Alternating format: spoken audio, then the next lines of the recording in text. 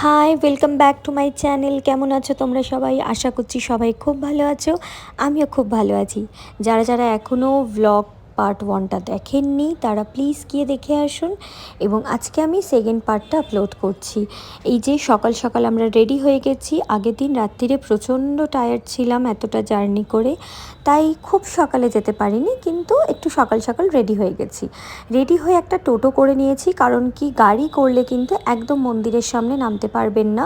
টোটো একদম মন্দিরের সামনে আপনাকে নামাবে, এবং যেহেতু গরমটা ছিল তাই জন্য আমরা চেয়েছিলাম একদম মন্দিরের সামনে যেন নামতে পারি, কারণ নাক্স ছিল আমাদের সাথে।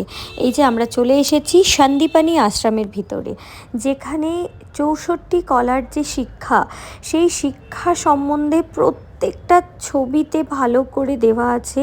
আপনারা এখানেও পড়তে পারেন যে বিদ্যাটা 64 কলার, সেই সকল শিক্ষা, সেটা অ্যাস্ট্রোলজি হোক কি আয়ুর্বেদিক চিকিৎসা হোক কি গুরু হওয়ার শিক্ষা কি পুজো তন্ত্র মন্ত্র যজ্ঞের শিক্ষা, এবং এছাড়াও নানান ধরনের যে শিক্ষা, সেই শিক্ষা ছবির মাধ্যমে প্রস্ফুটিত করা হয়েছে।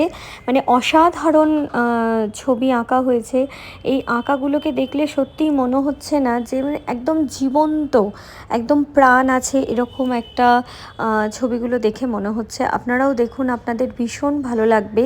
কিন্তু বারে বারে বলবো, সামনে থেকে দেখার যে আনন্দ, অবশ্যই সেটা ভিডিওর মাধ্যমে এতটা বোঝা যায় না। তাই যখনই উজ্জয়ন যাবেন অবশ্যই সন্দীপানি আশ্রম একবার অবশ্যই যাবেন, এবং নিজের সন্তানদেরও এই জায়গাগুলো দেখানোটা ভীষণ জরুরি আজকের যুগে দাঁড়িয়ে, যেখানে নাকি আমরা আমাদের অস্তিত্বগুলোকে হারিয়ে ফেলছি। তো সেই অস্তিত্বগুলো আবার যাতে তারা বুঝতে পারে, দেখতে পারে, শিখতে পারে, তার জন্য অবশ্যই এই ধরনের জায়গাগুলো নিজেদের সাথে সাথে নিজেদের নেক্সট জেনারেশনের সবাইকেও নিয়ে যাওয়াটা ভীষণভাবে দরকার বলে আমার মনে হয়। এই যে আমাদের দেখা হয়ে গেছে, এবারে আমরা বেরিয়ে চলে এসেছি। আর এখানে একটা কুণ্ড আছে। তো মহাকালের নগরী কুণ্ড, সামনে শিবলিঙ্গ থাকবে না তাই কি হতে পারে? এই যে শিবলিঙ্গ আপনারা সবাই দেখতেই পাচ্ছেন। এবং তার কিছুক্ষণ পরেই আমাকে নাক্স বলল, মা দেখো ওখানে টার্টেল আছে। তো এই দেখছিলাম আর কি। তো ও তো ফার্স্ট টাইম দেখছে। এই যে আরেকজনকে আপনারা জলে দেখতে পাবেন, তো ফার্স্ট টাইম এতটা সামনে থেকে দেখছে। ও ভীষণ এক্সাইটেড হয়ে গেছিলো, আমারও ভীষণ ভালো লাগছিল। এরপরেই এই সন্দীপানি আশ্রমের ভিতরেই অনেকগুলো মন্দির আছে, এই যে দেখতেই পাচ্ছেন গিরিরাজজি আমাদের। তো তার দর্শন করে আমরা বেরিয়ে পড়লাম। এবারে চলে এসেছি মঙ্গলনাথ টেম্পেলে। মঙ্গলনাথ টেম্পল সবাই আপনারা জানেন কিসের জন্য বিখ্যাত। মঙ্গল দেবতার আরাধনার জন্য এখানে প্ল্যানেট মার্সের সমস্ত কিছু নিবারণও করা হয়, এবং আপনারা নর্মালিও পুজো দিতে পারেন, দর্শন করতে পারেন। তো এখানে নানান ধরনের যারা মাঙ্গলিক থাকে তাদের যে মাঙ্গলিকের পুজো, এবং মঙ্গল উইক থাকলে যে পুজো, সেই পুজোগুলোও করা হয়ে থাকে। এবারে আমরা টোটো করে আরও কয়েকটা জায়গা দেখে নেব। আমার কিন্তু সত্যি সত্যি প্রত্যেকটার নাম মনে নেই, কিন্তু আপনারা কেউ এটারনিটি চাইলে আমি অবশ্যই পুরোটা দিয়ে দেবো। আমার কাছে লিস্ট করা আছে, এবং আমি লিস্ট দেখেই সমস্ত জায়গায় ঘুরতে যাই। আমি আগেই ঘর থেকে লিস্ট বানিয়ে নিয়ে যাই। এই যে এত লম্বা লম্বা লাইন দেখতে পাচ্ছেন, এটা হচ্ছে কালভৈরবের লাইন। হ্যাঁ, আমরা উজ্জয়ন গেছি আর কাল ভৈরবের দর্শন করব না, এটা হতেই পারে না। কারণ কি, শ্রী কাল ভৈরবের দর্শন আগে করব, আগে তার কাছ থেকে আজ্ঞা নেব, তবে গিয়েই আমরা মহাকালের দর্শন করতে পারবো।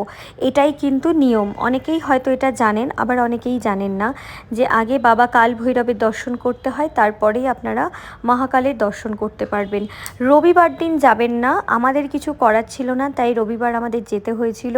নেক্সট ডে আমাদের অন্য প্রোগ্রাম ছিল, তাই জন্য এতটা ভিড় দেখতে পাচ্ছেন। এবং প্রায় 4 ঘন্টা 4.5 ঘন্টা লাইন দেওয়ার পর আমরা বাবার ভীষণ সুন্দর দর্শন পেয়েছি। মানে কোনো তাড়াহুড়া নেই, কিচ্ছু নেই, একদম সামনে থেকে বাবার দর্শন আমরা করতে পেরেছি।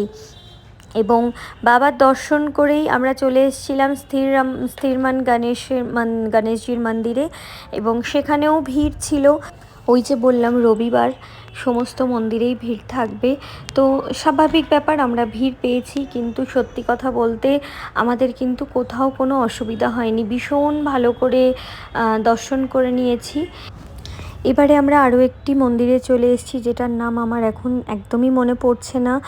এবং এই মন্দিরের ভিতরে প্রচুর গুফা আছে, 3-4টে পরপর। আমার বর আর ছেলে তো ভয় পাচ্ছিল, বাট আমি ওদেরকে জোর করে নামালাম নিচে। এবং ওখানে সাধুরা এখনও সাধনা করছেন এবং নিচে শিবলিঙ্গ আছে, তাদেরও দর্শন করলাম। এই দর্শন বোধহয় এই একবারই পাওয়া যায়, তাই আমি এই চান্সটা ছাড়িনি। এরপরেই দর্শন করে আমরা চলে গেছিলাম মহাকাল করিডোরে।